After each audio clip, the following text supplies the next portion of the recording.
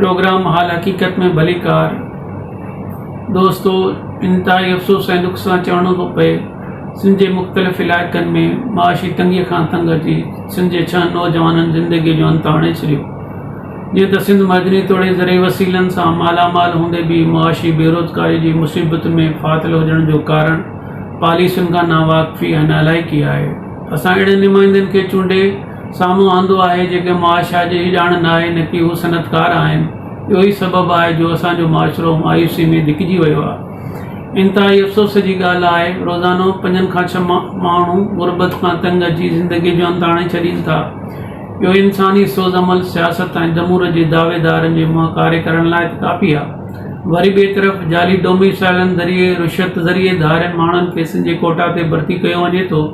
हथरादू साज़िश तहत सिंध जे नौजवाननि खे अनारकी ऐं मायूसी में धिकियो वियो आहे। दुनिया जे असूलनि ऐं ज़मीनी हक़ाइक़ जे मुताबिक़ सिंध हुकूमत खे हुजणु ईअं घुरिबो हो।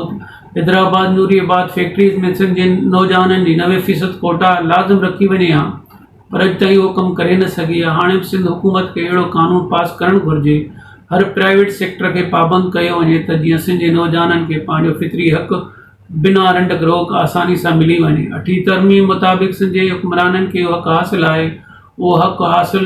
उहो हक़ इस्तेमालु कंदे माण्हुनि खे मायूसीअ जे मौत खां बचाए वञे।